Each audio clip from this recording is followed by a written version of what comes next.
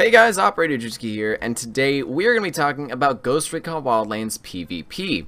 So a lot of you might have not known that PvP was coming to Ghost Recon Wildlands, but it's kind of been hinted by the devs, or it came out of a leak or something a few months back, I think near the closed beta, where PvP was mentioned that it would eventually come to Ghost Recon Wildlands. Now yesterday it was officially announced from a Ubisoft video that PvP would be coming to Ghost Recon Wildlands, and it's going to be coming in a free update. So basically they're still working on it, and they're going to release it after the full game releases. So we'll have a lot of time to do all the normal standard as advertised PvE stuff where you go through the open world and attack AI bots and such, but then later on we'll unlock the multiplayer game mode, which is going to be interesting in my opinion.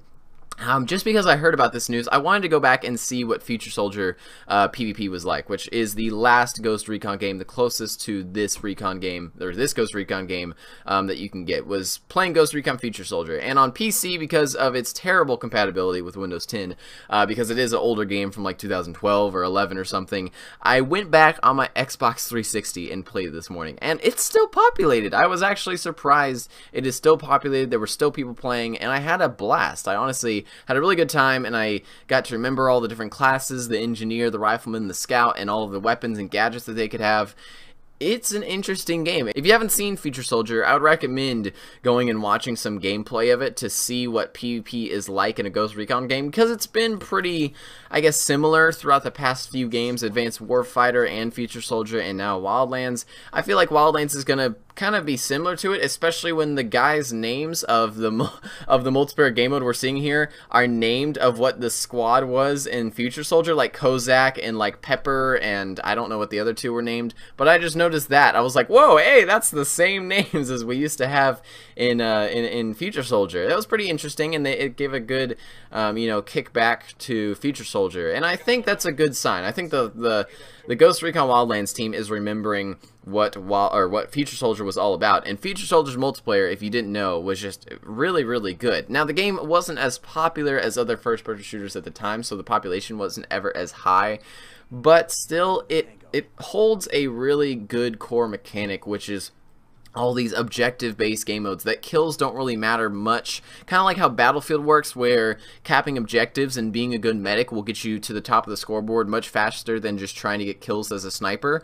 Basically, it's like that, where objectives matter a lot. You know, helping your team out is a big XP boost and I guess score boost and stuff, and the team with basically the most teamwork wins at the end of the round. And I do like that type of gameplay. I do like that team-based type of gameplay, and I think that this might be a very, very competitive game if done right. I think that this could be not really maybe the scale of a Rainbow Six Siege type of game where it comes out first, people start getting good at it, and then people start getting really good at it, and then people start developing all these different tactics and stuff. I'm not really sure if that will exactly happen with Ghost Recon Wildlands, but I'm sure that people will get competitive with this game. And if there's some type of, let's say, server browser system where you can, you know, let's say, hook on to another team and you're not just a random selected team fighting against you, if you can actually match other specific teams, I think that this game could get extremely competitive and extremely fun to play on PvP modes.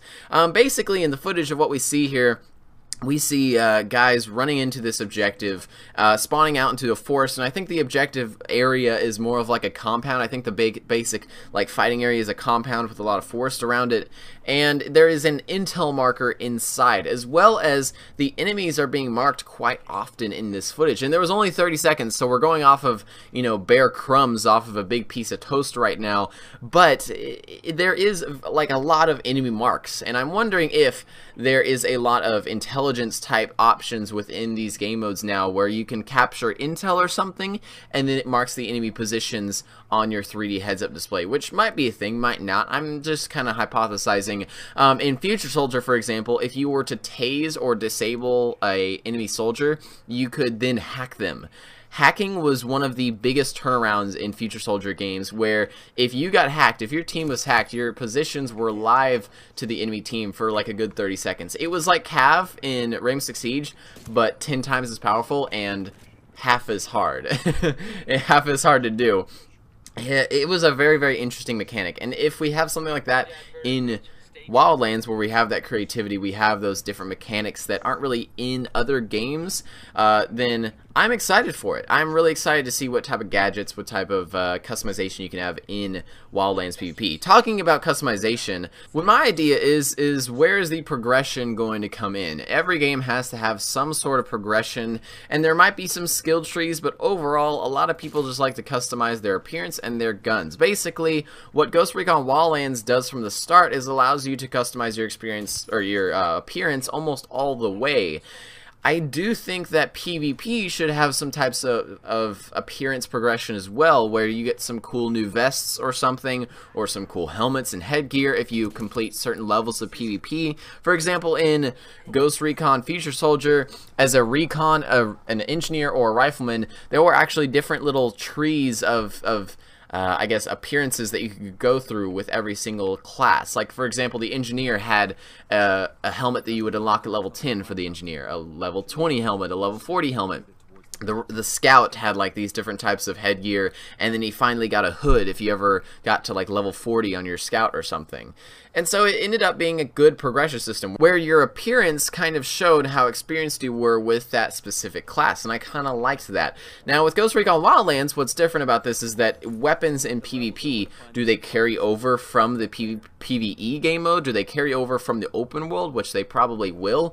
If so, how do you create progression in a PvP type of game mode? How do you keep the player playing the person versus person type of game mode if they can just unlock all the guns and skills in the person versus environment type of game mode? That's my one thing that I'm kind of interested about. I'm not really exactly worried about it, but I think that they're going to have some type of really, I guess, inviting and interesting progression system for players to want to keep playing the person versus person game modes, because basically at the moment you can go to any part of the map at any point in time and find any gun you want. I think that as long as you have like the intel unlocked or whatever, it unlocks all the weapons within that region. And because we already know the weapons for every single region in the game, if you want a specific weapon, you can go grab it. It's not too hard. There's no progression. It's more just like collect them all. It's kind of like saying, you know, there's a Pikachu here, but there's also a Dialga across the mountain. Would you just like to go across that mountain and grab that Dialga, or would you like to get the Pikachu? And which one in person versus person game modes would you like to play with, the Pikachu or the gigantic Pokemon that will crush you with its feet? You know, it's something like that. It's something as basic as that, where hopefully they add some type of progression that's maybe just appearance, but also some type of statistical progressions as well. For example, skills or gadgets or something.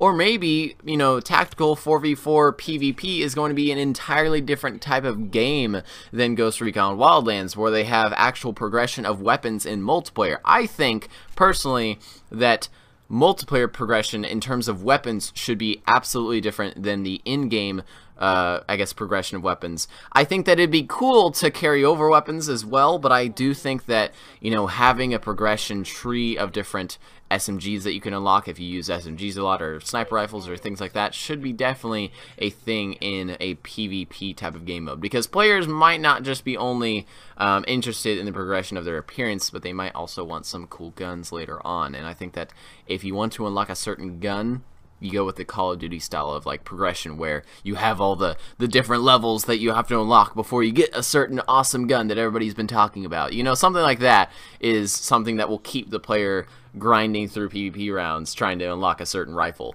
But yeah, hopefully you guys enjoyed the kind of news update and kind of speculation about what might happen in the Ghost Recon PvP. I'm really excited for this to come out, because I thought originally that Ghost Recon would not have PvP, but it does now. I'm really excited that it's coming out. Hopefully it comes out soon after the release of the actual game, because I'm super hyped to play it. And hope you guys enjoyed the video, and I will see you in the next one.